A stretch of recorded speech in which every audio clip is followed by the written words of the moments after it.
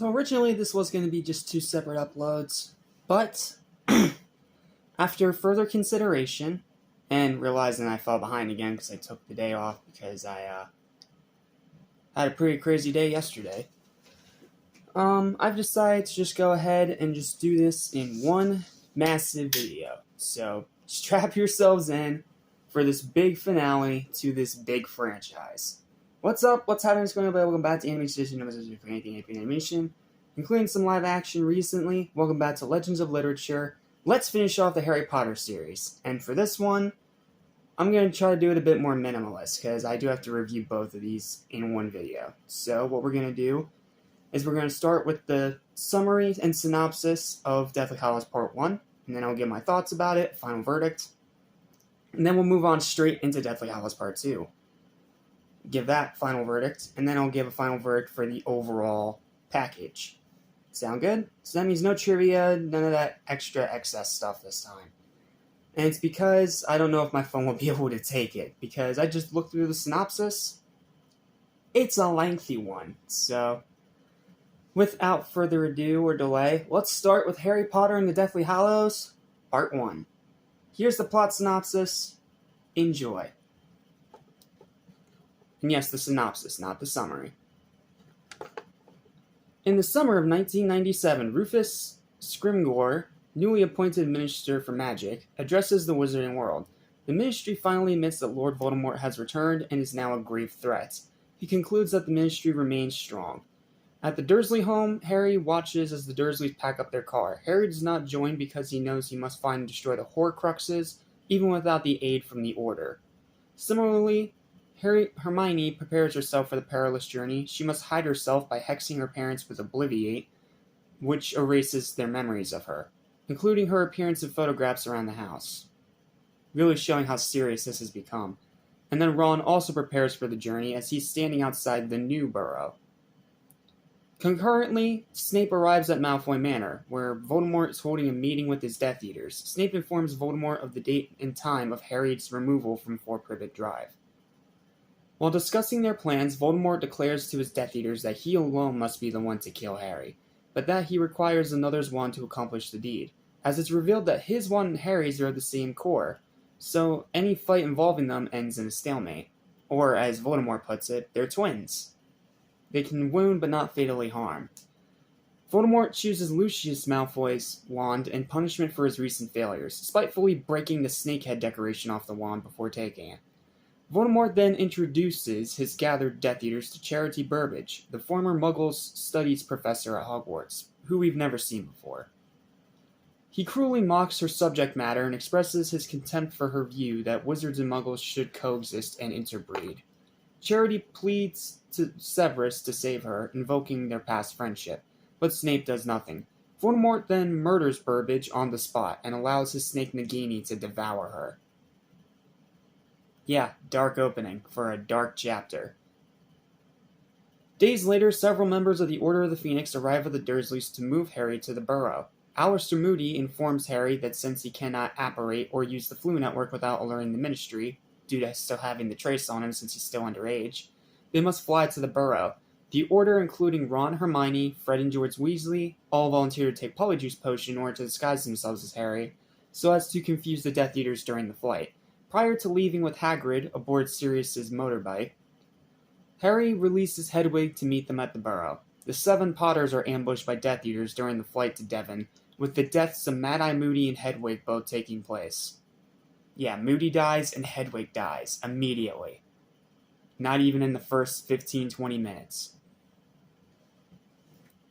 Voldemort duels with Harry, but Harry succeeds in overpowering him and Malfoy's wand, which is incinerated. After the Order arrive at the burrow, it is revealed that George's ear has been cursed off by Snape. Bill informs them that Mundungus Fletcher has also fled upon seeing Voldemort. He was originally with Mad-Eye, but when Mad-Eye got shot down, he ran away like a coward. That night, awoken by visions of Voldemort through their connected minds, Harry attempts to leave, feeling guilty that people have been injured because of him. Ron convinces Harry to stay, and although he is the chosen one, that the fight is bigger than himself. The next morning, Rufus arrives and meets with Harry, Ron, and Hermione, revealing that Albus Dumbledore had left them several possessions in his will. To Ron, he left his Deluminator, a device used to remove and collect light, the very first device we saw in the very first scene of the original Sorcerer's Stone. Dumbledore had left Hermione his copy of Tales of Beedle and the Bard, a children's storybook, and then to Harry, he left the golden snitch that Harry caught in his first Quidditch match, which is also a throwback to Sorcerer's Stone. It was also intended for the Sword of Gryffindor to be left in Harry's possession, but it is missing and not eligible to be given away, being the property of Hogwarts itself. At the wedding of William Weasley and Fleur Delacour, Harry meets Luna and her father, Xenophilius, hope I'm saying that right, whom Harry notices is bearing a strange symbol around his neck. He then later talks with Elphius Dodge, an elderly wizard and friend of Dumbledore who wrote an obituary in the Daily Prophet about him. They are joined by Ron's Aunt Muriel, who discuss that Harry barely knew Dumbledore at all, informing him of several unknown facts about Dumbledore, including that he had a brother, Aberforth. He also hears of Bathilda Bagshot, a celebrated wizard historian who lives in Godric's Hollow. The wedding is then interrupted by Kingsley Shacklebolt's Patronus, which warns the merrymakers of the that the Minister of Magic, Rufus, has been killed, which we don't really have much impact for because it's a character we literally just met in this movie, so it's kind of just like a whatever scene. The Ministry has fallen and the Death Eaters are approaching. Almost immediately, the Death Eaters arrive and set the tent on fire. In the confusion, Harry seeks Ginny, but Lupin orders him to leave. Harry meets with Ron and Hermione and they trio apparate away, landing in Shaftesbury Avenue in London. Muggle London, not Wizarding London. Pretty much showing at this point they are entirely on their own. After changing, thanks to Hermione's enchanted magic bag that has no bottom, they go to a small coffee shop to discuss their plans, when they are ambushed by Death Eaters again disguised as city workers. The trio subdue Antonin Dolohov and Thorfinn Rao in a brief but violent skirmish that proceeds to wipe their memories after Ron suggests killing them for what they did to Moody. The trio go into hiding at 12 Grimmauld Place. There they discover the identity of R.A.B., the mysterious person who has allegedly stolen the real locket of Slytherin, and that Voldemort has turned into a Horcrux. As it turns out, R.A.B. is actually Sirius Black's brother, Regulus Arctorius Black. Kreacher, the Black's house elf, tells Harry, Hermione, and Ron that the real locket has been in the house the whole time, but has since been stolen by Mundungus Fletcher. Harry orders Kreacher to find Mundungus and bring him back. At the Ministry of Magic, many things are changing. Pius Thicknessy has replaced the dead Scrimgeour in position for minister. He decrees that all witches and wizards must be screened to determine their blood status. And Harry has also become a most wanted labeled undesirable number 1 fugitive. Meanwhile, Harry has a vision of Voldemort finding Grigorovich, a foreign wand maker whom he interrogates before killing. Kreacher and Dobby return to Mundungus, who reveal that he has given the locket to Umbridge. And yes, this is also the first time we've seen Dobby since Chamber of Secrets.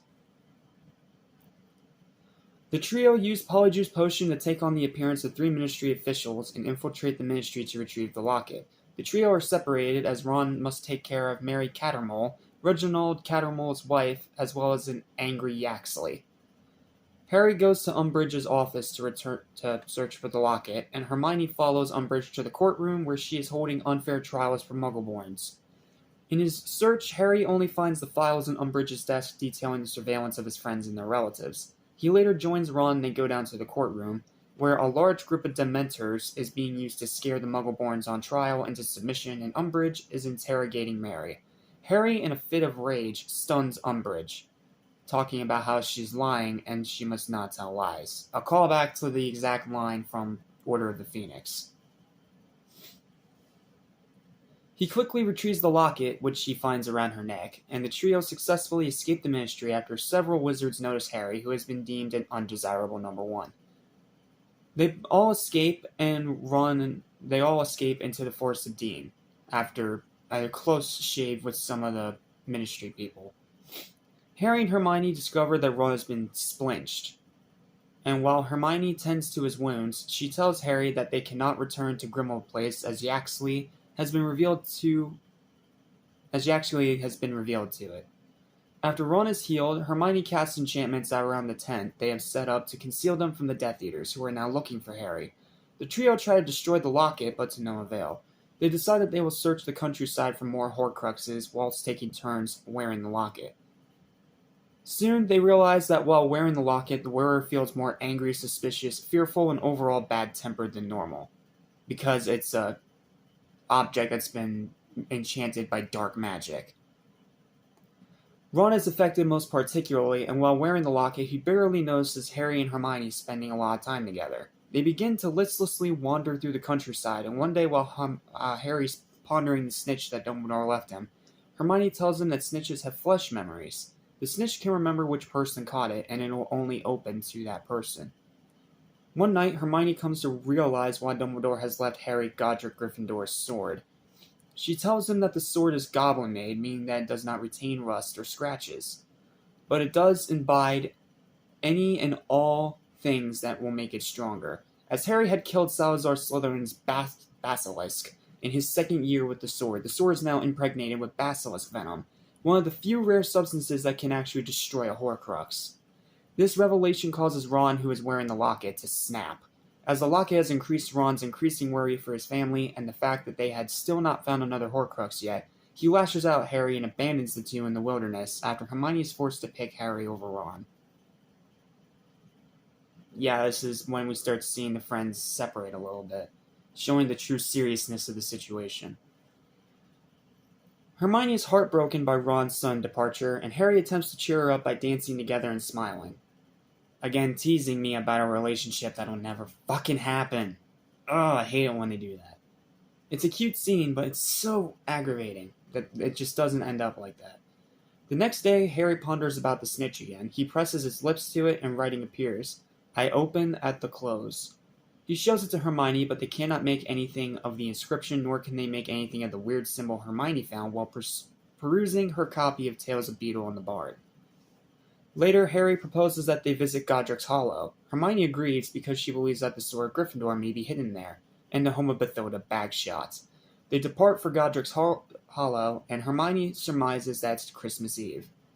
They pass into the graveyard where Hermione discovers the same symbol upon a grave labeled Ignotus Peverell. Hope I'm saying that right. She looks up to find Harry standing in front of his parents' grave. She comforts him and conjures a wreath of flowers for the grave. The two then notice that they are being watched by someone who appears to be Bathilda. She beckons them inside their home where Hermione finds a copy of Rita Skeeter's book titled The Life and Lies of Albus Dumbledore. As Harry proceeds to communicate with Bathilda, Bathilda responds in Parseltongue and does not directly answer Harry's questions, such as when Harry picked up a familiar picture in Bathilda's home. Later it is revealed that Nagini had been disguised as Bathilda the whole time and attacks Harry. Hermione saves Harry, and the two narrowly escape back into the forest, where Harry learns that his wand has been broken. Yes, so, in other words, Voldemort and Harry, neither of them have their original wands anymore. So, yeah, also, one other thing I do want to kind of complain about with this scene in particular is that it has a completely unnecessary and very forced jump scare, where they think they put Nagini into this pit in the floor of this home of Bathilda Bagshot, and then they look down, and then there's the snake. It's one of those super cheap horror gimmicky freaking jump scares, and yeah, it got me the first few times I saw it, especially in the theater, yes, but nowadays I'm desensitized and realize that it's a very cheap jump scare. Why? Because there's no jump scares in this movie either from here on out, aside from maybe one other one, but that's debatable. And then there's no jump scares in the second part, so I mean, like, what was the point of having it in there? A little bit of horror, or just to make sure your audience doesn't fall asleep? I don't know, but it's annoying. Harry awakens in the forest. Hermione tells him that they are in the forest again, where she has once visited with her parents, musing that they will not recognize her anymore and vainly proposing that she and Harry turn away from their destinies and grow old together in hiding. She also reveals to Harry that his wand has been destroyed in the skirmish and that the man in the picture in Bathilda Bagshot's home was Gellert Grindelwald, a dark wizard who was defeated in 1945 and a brief friend of Albus Dumbledore. We'll learn more about him whenever we get around to covering Fantastic Beasts. That night, Harry sits outside on guard when a silver doe Patronus lures him. He follows it to a small frozen pond where it disappears. Investigating further, Harry finds the sword of Gryffindor is at the bottom of an ice pond. He strips down and dives in to retrieve it without removing the locket. Sensing the sword, the locket tries to strangle Harry to prevent its destruction. However, Harry is saved by Ron, who also retrieves the sword from the pool. Harry proceeds to open the locket, which in turn liberates a dark force, which attacks and isolates Harry, then trying to defend itself by producing illusions of Ron's fear and anguish, including one in which Harry and Hermione show pure and complete despise towards him before engaging in a passionate kiss. Again, teasing a relationship that'll never fucking happen. Although reluctant and emotionally affected by the locket's illusions, Ron ultimately destroys it with the use of the sword, using his anger as a driving force. They return to the tent, where Hermione grows increasingly angry at Ron for having the audacity to return after leaving them. Ron reveals that Dumbledore's Deluminator not only collects and removes light sources, but it also guided him back to Harry and Hermione, conveniently when Harry was being strangled by the locket under the water. Soon Hermione proposes they visit Xenophilius Lovegood, saying that he could explain the mysterious symbol, which is again cropped up in the Life and Lies of Albus Dumbledore. They visit the Lovegood house, where Mr. Lovegood reveals that it is a symbol of the Deathly Hallows, thus what the movie and the book are named after. Xenophilius prods them on to read the tales of the three brothers, and they learn of the three Peverell brothers. He informs them of the Deathly Hallows, which are revealed to be three legendary items that are featured in the story that happen to actually exist in real life. The Elder Wand, the most powerful wand in existence, Dumbledore's old wand, the Resurrection Stone, a stone that can bring back the dead, and the Cloak of Invisibility, which conceals the wearer from sight. You know, Harry's cloak, another throwback to Sorcerer's Stone. Whoever wields all three items will become the Master of Death. Xenophilius then intentionally triggers the taboo in Voldemort's name as ransom for his daughter, Luna, who the Death Eaters have captured. The trio successfully escape back to the forest, where a group of Snatchers are waiting to capture them. The same Snatchers that almost got Hermione earlier, but thankfully there was a protection spell around the area she was at. Hermione casts a stinging jinx spell on Harry, after which he envisions Lord Voldemort interrogating Grindelwald at Nurmengard. Grindelwald tells him that the Elder Wand lies with Dumbledore, and Voldemort leaves. Meanwhile, they are captured and taken to Malfoy Manor. At Malfoy Manor, Draco Malfoy is asked to identify the real Harry Potter, but he hesitates in doing so.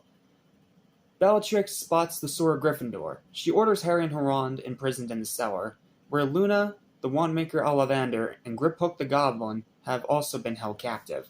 Bellatrix tortures Hermione on how they got the sword, which she believed to be in her vault at Gringotts.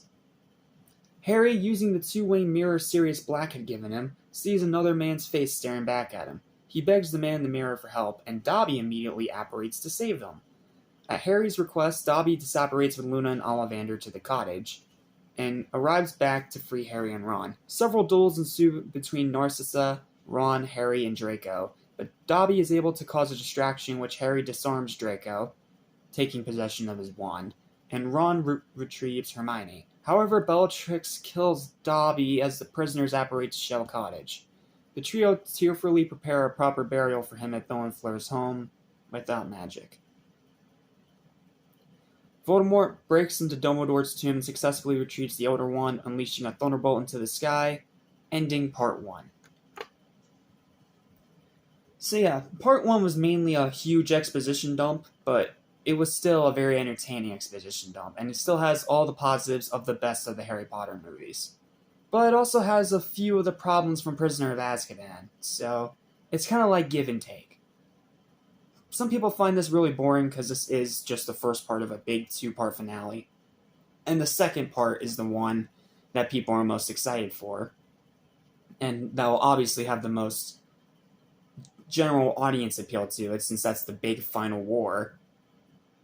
But at the same time, I still feel like this chapter is necessary. It's dark, it's intense, and it's still great to watch. Like, they didn't treat this like a throwaway movie. No, they took their time.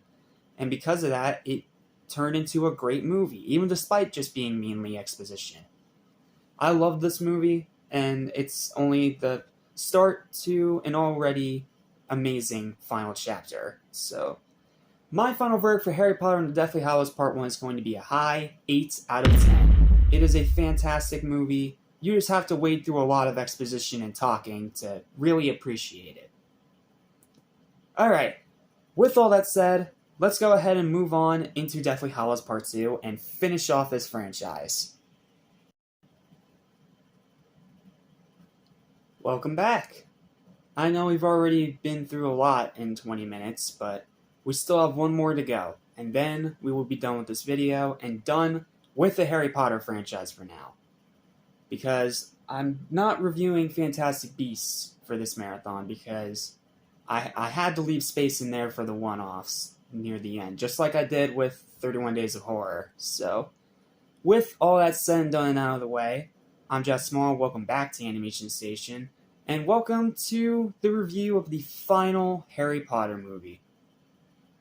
The second best movie in the entire franchise. Why? Let me tell you all about it with our review of Harry Potter and the Deathly Hallows Part 2, which still remains one of the highest grossing book adaptations of all time. Now, this plot synopsis is somehow even longer than the one for Part 1, so strap yourselves in. This video may or may not be an hour long, at least. So, like I said, we're skipping trivia, we're skipping all the other stuff because I want to do both of these in one video, the one that you're currently watching right now. So, without further ado, let's dive into the very lengthy final plot synopsis for Deathly Hallows Part 2. Immediately following the events of the previous film, Part 2 begins with Lord Voldemort stealing the Elder Wand from Albus Dumbledore's tomb and shooting a large ball of lightning into the sky. It then cuts to Hogwarts, which no longer is a safe place, but a shadowy concentration camp surrounded by Dementors, with the students being marched through the entrance courtyard. Snape, who is now the headmaster, stands in the top of the quad battlements and watches the students with a blank expression. After the opening credits, at Shell Cottage, Harry Potter sits in front of Dobby's grave after his funeral, gazing into the two-way mirror once again. He asks Griphook why Bellatrix thought that the Sword of Gryffindor was in her vault at Gringotts. Griphook reveals that there is a fake sword in the vault, someone he spotted but which Bellatrix was not aware of, because only goblins can sense the real one. And Harry suspects there is a Horcrux in the vault due to Bellatrix's violent reaction upon suspecting they had been inside her vault. Harry, Ron, and Hermione strike a deal with Griphook. The goblin will get them to Bellatrix's vault to find the Horcrux in exchange for the Sword of Gryffindor. A bargain to which the trio reluctantly agrees to, despite the fact it will leave them without a way to destroy the Horcruxes. Harry then questions Ollivander, who examines and identifies the stolen wands of Bellatrix and Malfoy. He cautions Harry about Bellatrix's wand as it is unyielding, and advises him to treat it carefully. With Draco's wand, however, Ollivander states that Harry won it from Draco and its allegiance has changed to him, pretty much showing how most wands work in the Harry Potter universe, where if the user is disarmed and their opponent takes the wand, that wand now changes its allegiance to the one who now wields it. That's the simplest way I can try to explain it.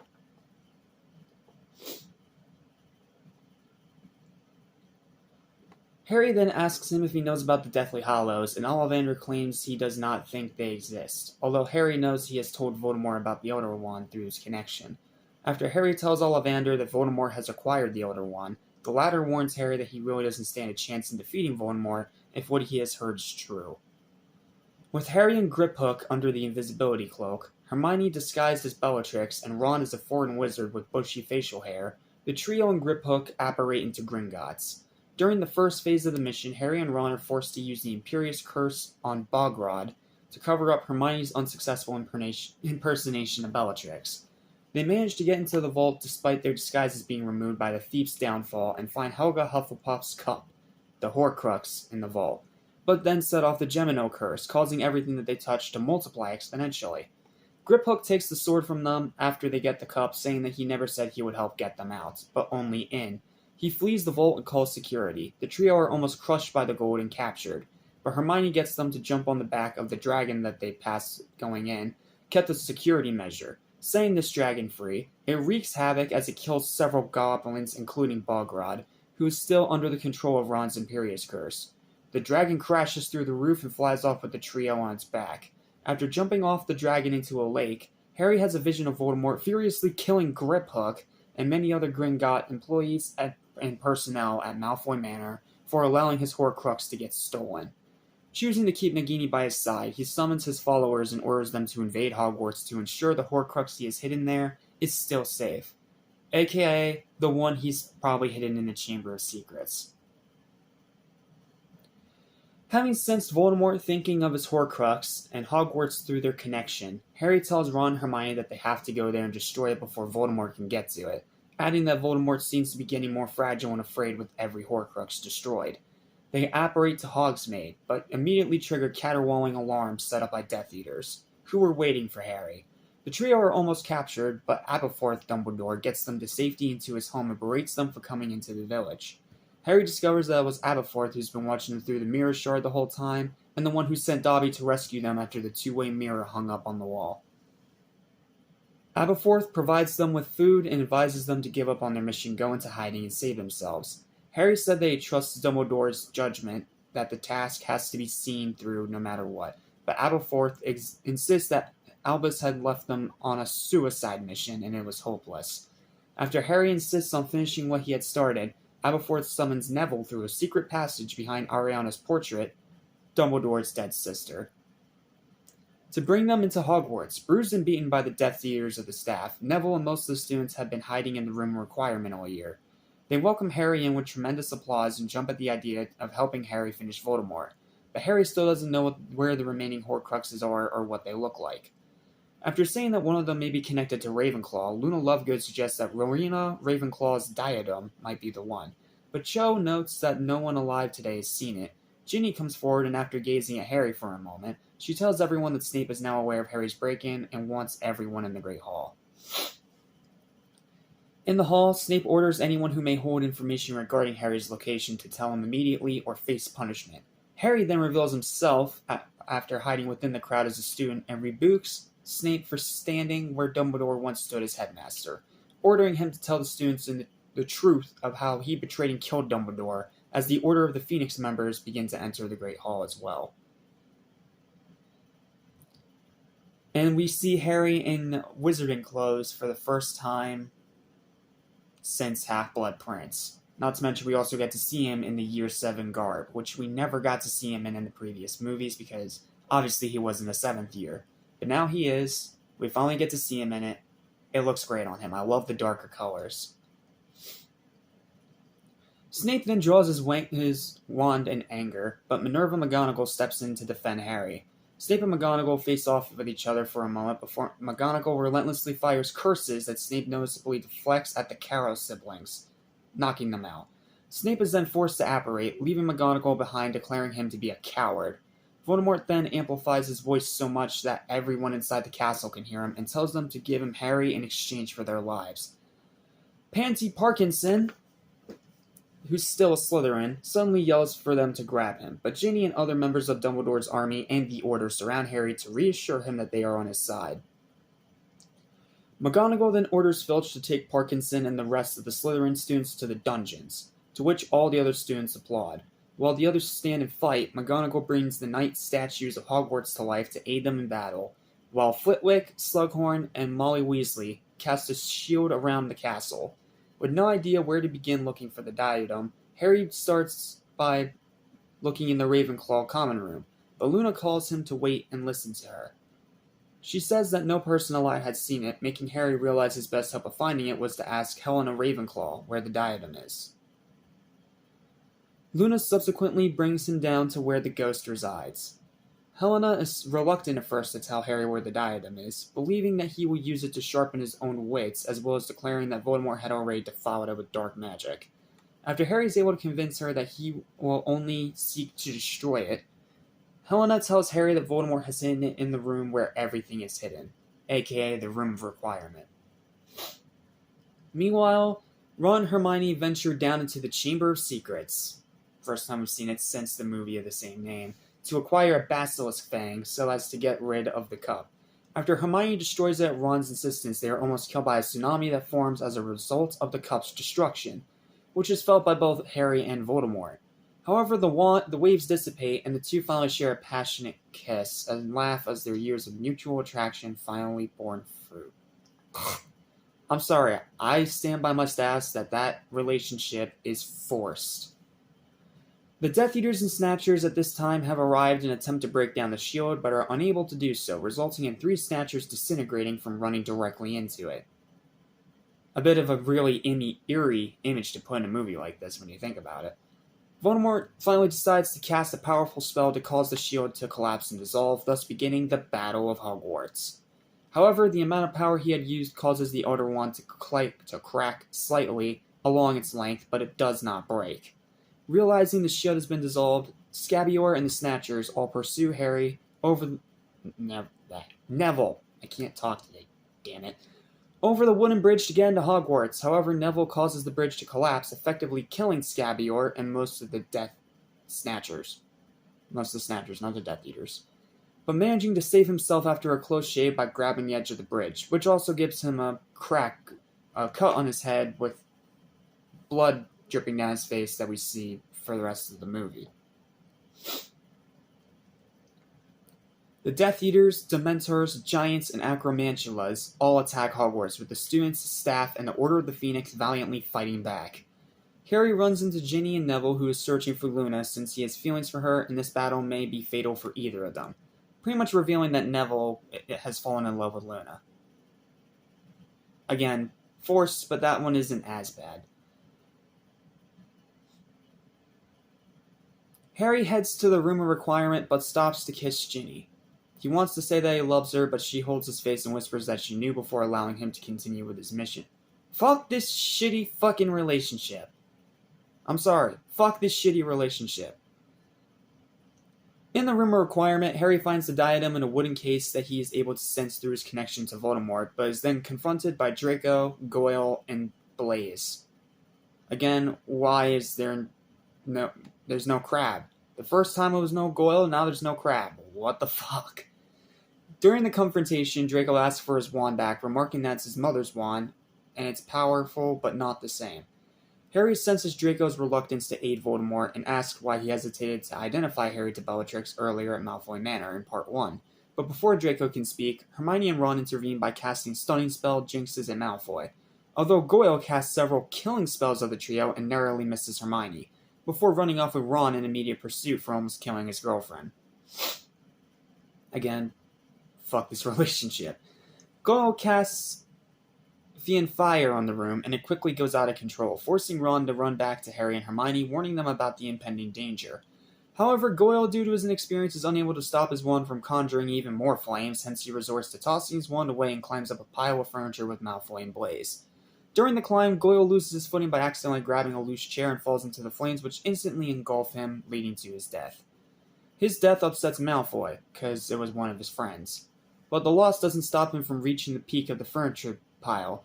Meanwhile, the trio desperately try to run from the spreading flames, which take form in various creatures, including a dragon, a chimera, and a serpent, but wind up trapped between piles of lost items with the Fiend Fire emerging from all sides. Ron's able to spot a small stack of broomsticks, which they use to travel above the flames and back to the door. Harry and Ron makes sense, but Hermione... I'm sorry, I don't buy Hermione being able to just suddenly ride a broom out of nowhere. That's a plot hole. However, as they're escaping, Harry sees Malfoy and Blaise desperately trying to avoid falling into the flames, and they almost slip to their death. He decides to fly back and save them. Ron begrudgingly accepts to do the same, but threatening to kill Harry if they die trying to save them. The trio are able to save their former rivals just in time and quickly fly out of the entrance to the room of requirement with the diadem, which Harry immediately destroys with a basilisk fang that Hermione had in her bag. Ron then kicks the destroyed diadem back into the burning room of requirement just as doors close and the Fiend Fire forms into 3 visages of Voldemort charging at the entrance. Voldemort senses the diadem's destruction and is briefly overwhelmed and shaken by it. Pius Dignesi asks him what is wrong, prompting Voldemort to mercilessly kill him in pure frustration. After destroying the diadem, Harry has a vision of Nagini and Voldemort in a boathouse, with Voldemort ordering Lucius to bring him to Snape. The trio run through the devastated castle, avoiding the dark monsters and attacking the Death Eaters as they make their way. Fenrir Greyback is spotted feasting on Lavender's neck, but Hermione blasts him away from her out of a window over a cliff, although they are shocked at what they have just seen as Lavender lies dead on the ground.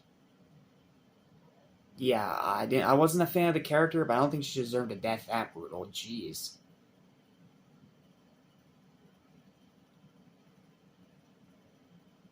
Hundreds of Dementors descend on the castle, but Aberforth, Kingsley, Katie Bell, Ginny, Romilda Vane, Padma, Leanne, and Seamus all step in, with Aberforth casting a massive shield-like Patronus spell to repel them.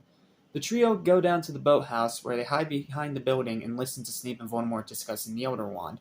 Snape tries to convince Voldemort that the Elder Wand is the latter's to command, but Voldemort has had a different theory. He believes that since Snape has killed Dumbledore, the Elder Wand serves him and not himself. After he bids farewell to Snape as a valued member of the Death Eaters, Voldemort slits Snape's throat with Sectum Sempra, the same spell that Harry tried to use on him and that Harry did use on Malfoy, and orders Nagini to finish him off so that he can gain control of the Elder Wand. Nagini strikes Snape several times as the trio hear and watch in horror, leaving Snape terribly wounded but not yet dead. Voldemort then departs the boathouse with Nagini and amplifies his voice again, ordering his forces to temporarily retreat to the Forbidden Forest. Harry quietly walks into the boathouse and bends down beside Snape to check his wounds, as Ron and Hermione stand nearby watching. Harry sights a tear falling from Snape's eyes, but upon the latter's insistence to take them, Harry realizes they are memories and gets Hermione to hand him a glass vial to contain them. Snape instructs him to take it to the Pensieve, and then whispers for Harry to look at him once more, and remarks that he has the same eyes as his mother before succumbing to his wounds and dying. And thus, another major character in the Harry Potter franchise falls. Voldemort calls for all combatants to dispose of their dead with dignity, and then taunts Harry of how his friends had died trying to protect him. He then warns Harry that if he will not give up his life, he will destroy the castle as well as anyone who stands in his way. With most of Hogwarts now crumbled and ruined, the trio slowly make their way through the deserted area and find everyone in the Great Hall, mourning the deaths of their friends. Padma Patil and Sybil Trelawney tearfully cover up an unidentified professor's body, while there are others covering up the bodies of those who died in the battle. The trio then go over to the Weasleys, who are all devastated over Fred Weasley's death, with Ron and his mother grieving over Fred's body. Harry then sees that Remus Lupin and Nymphadora Tonks had also died in the battle, and it's also revealed later on that the two of them had a kid together. Pretty much confirming, I think, that Nymphadora Tonks was pregnant, and either Order or Half-Blood, one of the two. Unable to stay there, knowing that they had died because of him, Harry leaves the Great Hall and walks to the headmaster's office. The office is much emptier and gloomier than Harry has remembered, but the Pensieve reveals itself to Harry, apparently knowing what Harry needs to do. Harry then pours Snape's tear memories into the Pensieve and lays his face into it. In the Pensieve, Harry sees two young girls in the meadow, one redhead and one brunette, Harry's mother and his aunt respectively. Harry sees that Lily is merrily opening a flower's petals with magic, but Petunia calls her a freak and slaps the flowers away from her. Then a young Snape appears out from a tree and reveals himself to them, scaring Petunia away. From here, Harry sees Snape's life story. Throughout their childhood, Snape and Lily had been good friends, playing around with nearby Flora with their magic. Later on, it is shown that Snape had developed a crush on her. At Hogwarts, Lily soared into Gryffindor and introduces herself to Harry's father, James, and his best friend, Sirius Black, at the Gryffindor table, as the disappointed Snape looks on. Snape and Lily still remain friends during their time at school, despite the former soaring into Slytherin. But Harry sees how James and Sirius frequently and relentlessly bullied Snape. Snape's hatred of James only worsened when Lily fell for James in their 7th year and later married him after she slowly drifted apart from Snape. As a young adult Death Eater, Snape has told Voldemort all he has heard of the prophecy about who will destroy him, not knowing Voldemort will target Harry and hence Lily. When Voldemort sets off to kill baby Harry and his parents, Snape turns to Dumbledore, the only person who can protect Lily, whom Snape had never stopped loving. Snape begged Dumbledore to hide them after telling them Voldemort about the prophecy. Dumbledore agrees on the condition that Snape defect from the Death Eaters, to which Snape complies immediately. willing to do whatever it took to keep Lily safe. Safe. I'm sorry I can't talk today. Despite Dumbledore's efforts, Wormtail's betrayal gives away the Potter's location to Voldemort, allowing the Dark Lord to murder James and Lily, but is unable to kill Harry himself. As Snape visits Godric's Hollow that night, he finds Lily dead and breaks down, mortified, cradling Lily's dead body in his arms as baby Harry watches from the crib, crying with his newly inflicted Thunderbolt scar. Dumbledore convinces a devastated and distraught Snape to help him protect Harry should Voldemort return so that Lily will not have died in vain, which Snape agrees to only if Dumbledore never tells anyone his true feelings. Over the years, Snape remained at Hogwarts and used occlumency to hide his loyalty to Dumbledore from Voldemort and everyone else, yet he personally despises Harry, who served as a constant physical reminder that Lily had loved the man who bullied him. Eventually, Snape grew to hold Harry in some respect, and come to care a great deal for Dumbledore as both a friend and a mentor. It is revealed that Snape saved Dumbledore's life temporarily from the curse contained in Marvolo Gaunt's ring by containing it in his hand, thus explaining why his hand was all dark gray and half-blood prints. Despite his efforts, the curse will take effect in about a year. Dumbledore tells Snape that he knows of Draco's orders to kill him, and to both spare Draco and gain Voldemort's complete trust, Snape has to be the one to kill Dumbledore while giving him a merciful and painless death. Dumbledore then tells Snape that when the killing curse rebounded off of Harry as an infant, a part of Voldemort's soul broke away and latched itself into Harry. This meant Harry is also a Horcrux, but it was a Horcrux that Voldemort never meant to make. Harry had to die in order to kill Voldemort. Snape was supposed to tell Harry this only when all the other Horcruxes are destroyed, but Snape had remained too reluctant. Snape is also shocked and insulted that Dumbledore kept Harry alive all this time just so that he can die at the proper moment. In his own words, raising him like a pig for slaughter. Dumbledore had underestimated Snape's devotion to Lily, but this changed when Snape cast his own Patronus, the Silver Doe, proving to Dumbledore how much he still loved her, and to Harry that it had been Snape who had led him to the sword in the Forest of Dean using his Patronus. Harry, in shock that Snape was always on Dumbledore's side in a large part in fighting against Voldemort all along, now understands Snape's actions and knows what he has to do, to give up his life so that Voldemort can finally die. He tells Ron and Hermione that he's going into the Forbidden Forest alone to their shock. Hermione sobbingly insists that Harry let her go with him, but Harry refuses, reminding them they just have to kill Nagini, the only other Horcrux remaining. After a tearful goodbye, Harry walks to the forest. He digs the golden snitch out from his pocket, and he tells the snitch, "I am ready to die." The inscription on the snitch I open at the close reappears, and the snitch opens up, allowing Harry to realize what the inscription means. Inside the snitch, the whole time, was the Resurrection Stone that he uses to call his parents Remus and Sirius's ghosts. They provide him with emotional support before Harry walks to his demise, knowing from Sirius that dying is quicker than falling asleep. As he finishes conversing with his parents, his godfather, and Lupin, and is ready to go on, he drops the stone onto the forest floor to ensure it can become lost forever. Harry finds Voldemort and the Death Eaters waiting for him in the middle of the forest, and they have also captured Hagrid, who yells for him to run. Harry stands still and closes his eyes as Voldemort slowly raises the Elder Wand and fires the killing curse at Harry once more.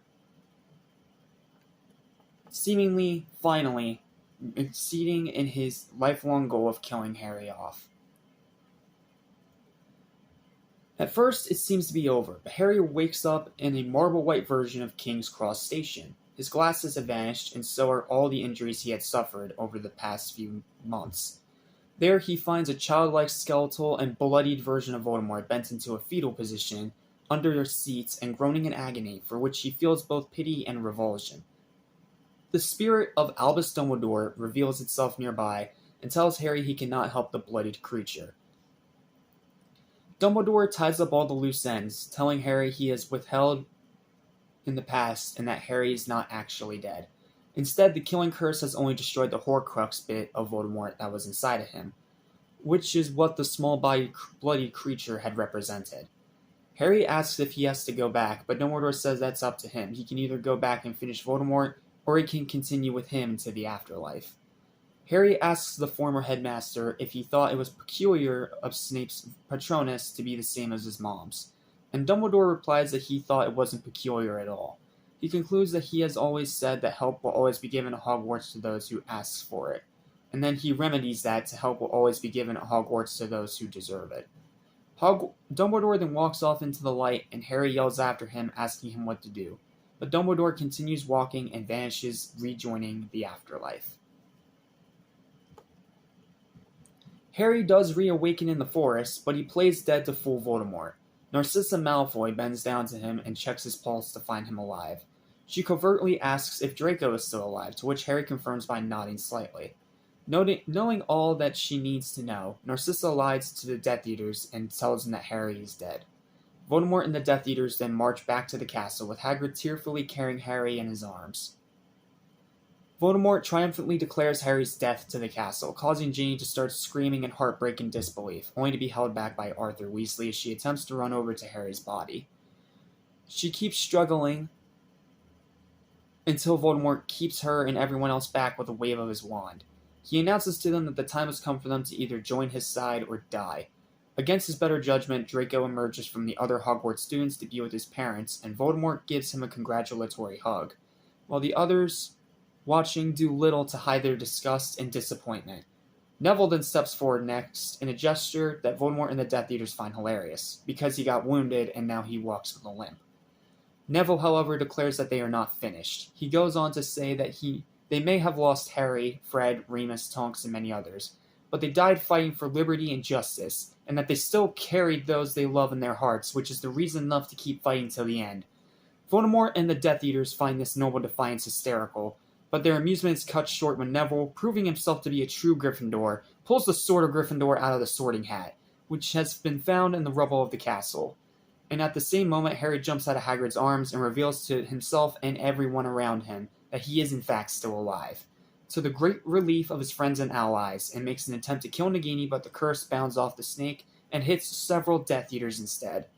Voldemort, totally thunderstruck, is enraged that he has failed to kill Harry yet again and goes berserk, furiously firing more curses at Harry, who runs to join the others back in the castle.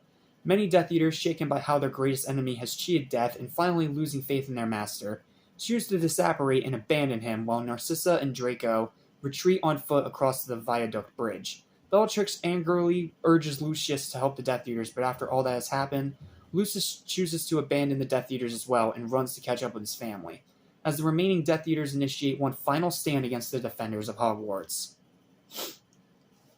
The battle recommences, with Voldemort sending Neville flying back into the Great Hall before he can give Harry the sword. Voldemort and Harry duel all over the castle, while Ron and Hermione both try to destroy Nagini. In the Great Hall, the battle rages on, leaving many of the Death Eaters defeated. Amidst the chaos, Bellatrix runs and almost kills Ginny, but an enraged Molly Weasley comes to her daughter's defense. Bellatrix deflects Molly's first curse and retaliates it, seemingly having the upper hand and cackling at her perceived victory. The taunting laughter prompts Molly to shoot 4 more curses at Bellatrix, who deflects them all struck at Molly's determination and skill, until Molly finally hits her in the chest with such force her arms are thrown in the air. Bellatrix's body freezes, pale and cracked, as if the spell sucked all the moisture out of her body, leaving her a gaunt, desiccated corpse, face still frozen in fear at being defeated.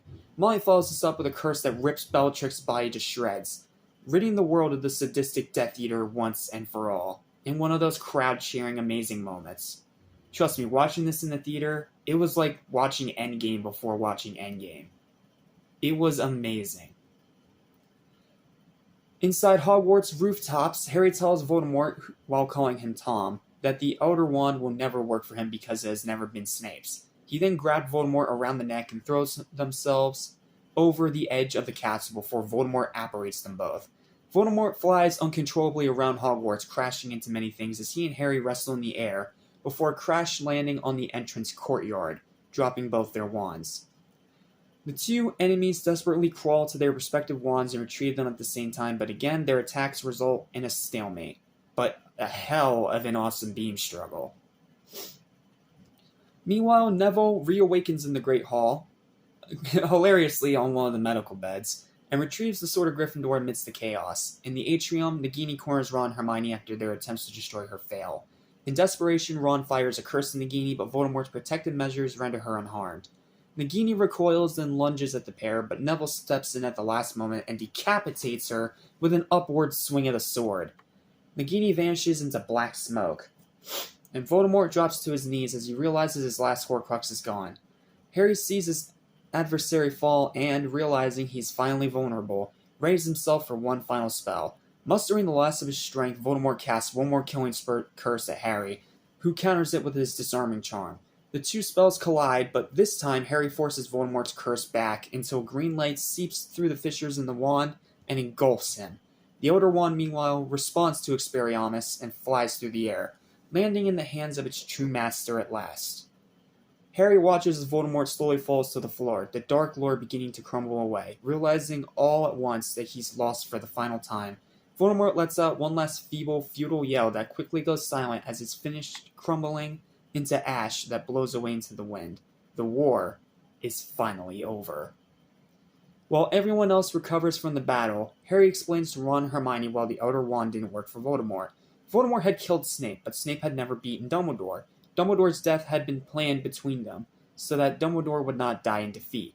But Draco disarmed Dumbledore that night against the latter's will, so the Elder Wand had turned to him, until Harry had taken Draco's wand from him.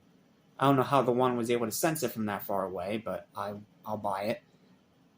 Now Harry is the master of the Elder Wand, but he knows that even though it is powerful, it has caused more trouble than it has been worth. In turn, he snaps it in half and throws the pieces over the edge of the bridge.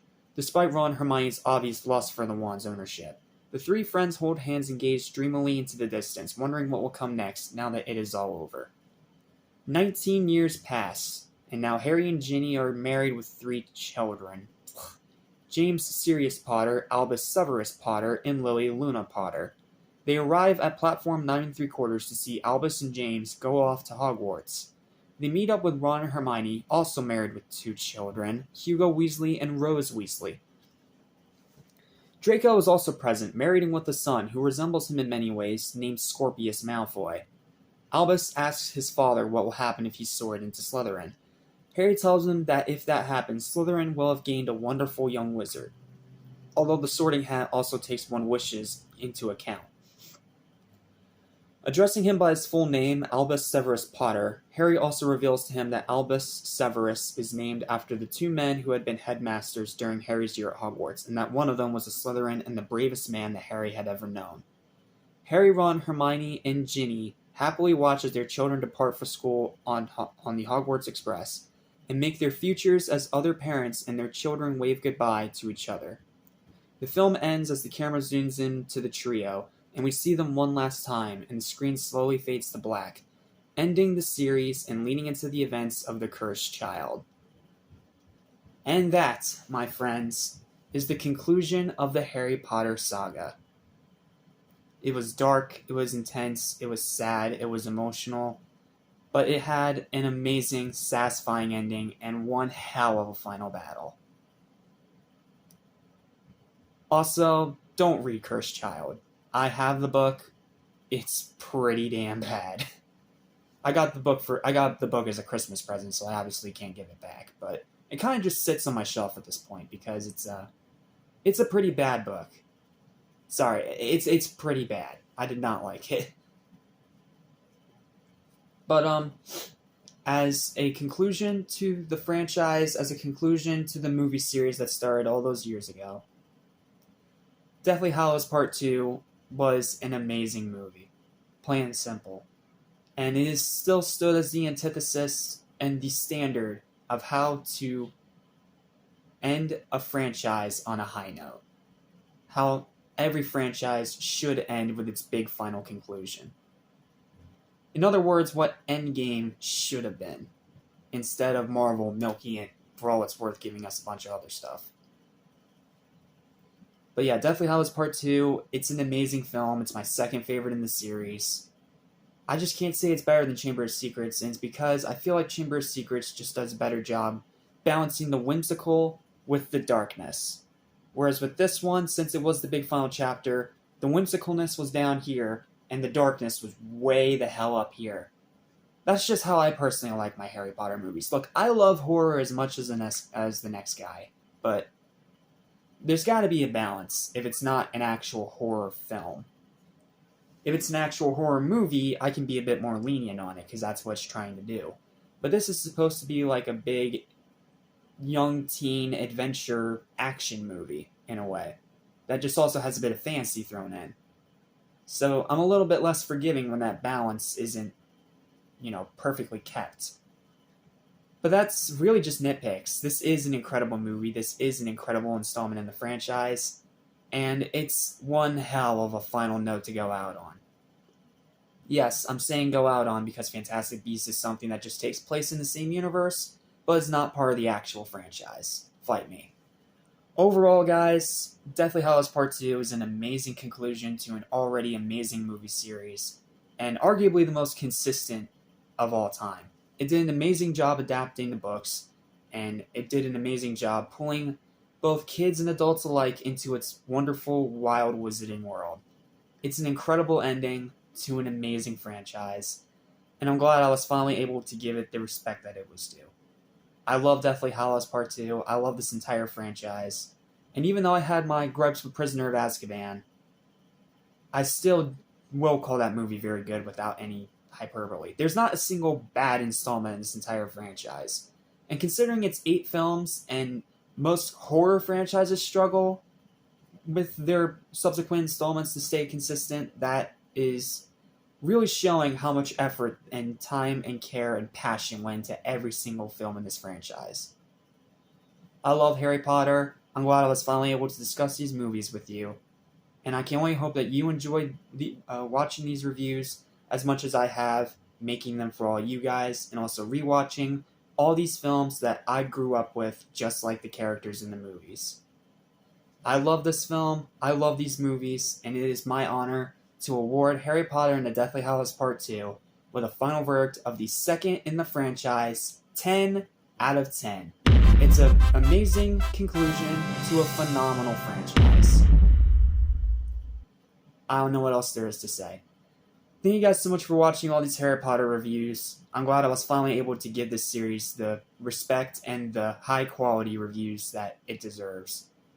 And I only hope that you guys have enjoyed watching all of them as much as I have been making them. So, until our next adventure together, thank you guys so much for watching. I'm Jad Small of Animation Station, and I'll see you in the next review. Take care, my fellow wizards. Mischief managed.